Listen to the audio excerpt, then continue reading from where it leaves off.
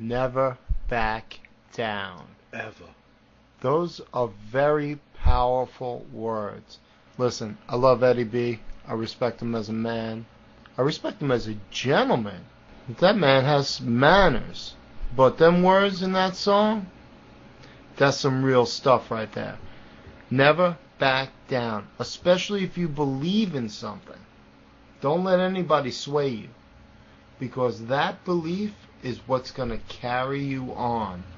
What's up, Matty? What's up, James? Incredible. I mean, call-ins are heavy for me because we had 2 call-ins tonight, right? Right. We had Heidi Cole. I've never spoke to this woman in my life. What a great interview. And it was just some of the things she said to me was so profound.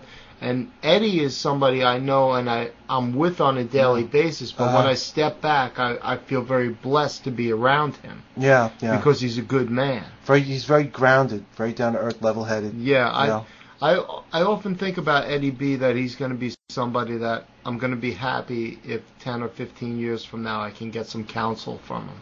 Yeah. But it's powerful about all that stuff, too. Yeah. And you know what's funny, too? What? Well, a couple episodes back, we spoke about the Lotus Sprat. Yes. The $5 bill we had gotten from a Tibetan monk. Right. Well, just the other day, me, Eddie, and Cheriel, we got a couple dollars from the monks, too. You didn't? Yes, we did. Really, you did? Yes. Wow. I saw him. I said hello. I thanked him afterwards.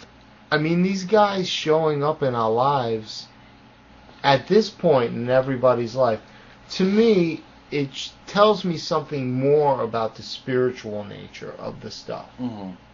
You know, the more universal cosmic thing. Yes. You know, the mystery. Indeed. What is the mystery? You know? And what is it with all the... We got every time we turn a corner, there's a monk standing there. It's deep. It's like, what are you supposed to think about that? It's I like saw the same monk twice. I met one of current versions of Bob Marley and the Wailers now. Yeah. Spiritual advisor today. Wow. So I feel like I'm meeting all these people who have been walking on a higher path, or at least attempting to walk on a higher path. Mm. I mean, what is it teaching us? I mean, that's what I start wondering sometimes. Good question. You might not know until the end. The end of what? The end of everything. Do you think that they say you get all the answers when it's the end? Yeah, I've heard that too. Yeah. Steve. You never know. For now, it's just a very cool mystery because, I don't mind at all. I mean, they say stuff to us that's like so deep. Like that time we would jam in Sarah Street on the J train, and he said that our spirits were like dancing in the air and shit. I mean, really, this is deep stuff. No, that's incredibly deep, because I didn't have a conversation with him like that. It's just at one point towards the end, I looked over and I acknowledged, because I had seen him a couple times with you and on my own, and I was like, hello, and I said, thank you, how you guys doing? And they were like, okay, boom, then I'm gone. Yeah. Do you think that they maybe could see us as like we maybe see them sometimes? Like maybe they're like, how come we keep seeing these guys? Think about what we do. We don't just walk onto the train and play guitars and make noise or make music. All right? We do this and people tip us, okay? You know, we do this to get donations. We make a living on it. Right. Okay?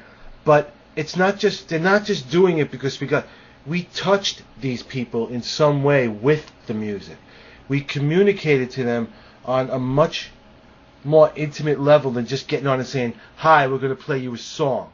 So anyone that's giving you $1 or change or anything like that, okay, some percentage of them are doing it because they realize we're doing this because we need the money. The rest of them are appreciating the way that you were able to touch their soul. Yeah. In a good way and make something positive out of their otherwise miserable subway ride. You know, with the exception of people who roll their eyes, people who get really loud on their telephone when you walk into the car. I always play in front of those people. I go and I play as loud as I can. Right. If I have an amp on me, I point the speaker directly at their faces. Yeah, I do that all the time. You know, it's just really, they're the ones being rude. I mean, no one else in the car wants to hear their entire phone conversation either. No, but nobody else does want to hear that, yes, too. But what we do is we are not just musicians. We are we go and we touch people's souls with our art. Yeah, it's incredible. And that's what we do. Spiritual men, like particularly Tibetan monks. Do you remember the old TV series Kung Fu with David Carradine? Yes. You know, that whole grasshopper. That whole grasshopper thing. Yeah, they could turn around and recognize our art.